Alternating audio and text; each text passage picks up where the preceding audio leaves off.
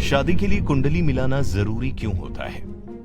दोस्तों, आपने अपने आसपास ऐसे बहुत से रिश्ते नाते देखे होंगे जो कुंडली ना मिलाने की वजह से टूट जाते हैं। लेकिन क्या आपने कभी सोचा है हमारे बड़े बुजुर्ग शादी से पहले कुंडली मिलाने पर इतना जोर क्यों देते हैं?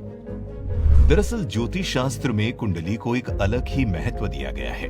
इससे दोनों एक दूसरे की हेल्थ, कैपेबिलिटी, करियर, अपना समझ, फाइनेंशियल कंडीशन, संतान प्राप्ति जैसे कई बातों के बारे में लगभग अंदाजा लगा सकते हैं।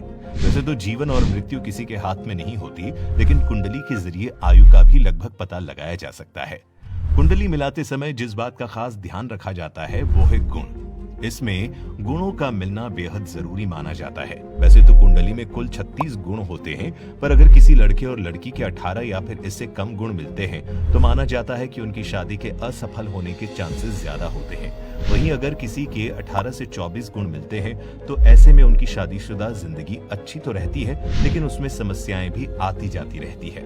इतना ही नहीं, हिंदू शास्त्रों में कहा गया है कि कुंडली मिलाते समय जिनके 25 से 32 गुण मिलते हैं उनके वैवाहिक जीवन को सफल करता है। उनकी शादी में कोई समस्या नहीं आती, और अगर आती भी है तो उससे उनके रिश्ते में कुछ खास असर नहीं होता है।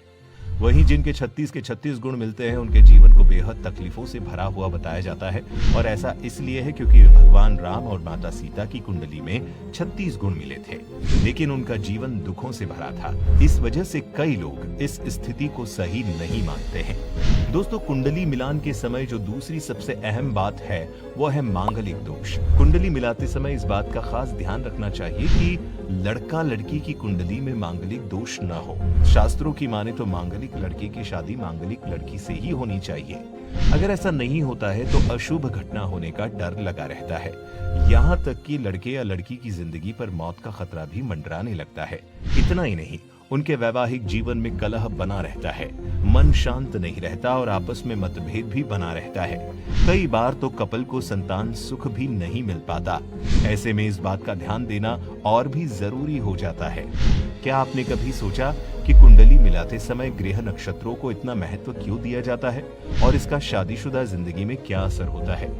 आपको बता दें, ग्रहों के अनुसार ही हमारे चरित्र, आचार, विचार, व्यवहार और आचरण तय होते हैं, और कुंडली मिलवाते समय इन सभी की सही जानकारी मिल जाती है। इससे हम लड़का लड़की के व्यवहार के बारे में तो पता कर ही सकते हैं, इसके साथ ही हमें ये भी पता चलता है कि कौन सा ग्रह नक्षत्र आपके होने वाले पार्टनर की लाइफ को किस तरह से प्रभावित कर सकता है, जिससे समय रहते आप कोई उपाय करके अपनी तथा अपने पार्टनर की जिंदगी में होने वाली अनहोनी को रोक सकते हैं या फिर उसके प्रभाव को कम भी कर सकते हैं। वहीं बात अगर वैदिक शास्त्र की करें तो शादी के बाद आदमी और औरत स्वाभाविक रूप से एक ही माने जाते हैं, और इस वजह से दोनों का भाग्य एक दूसरे के भाग्य को प्रभावित भी करता है।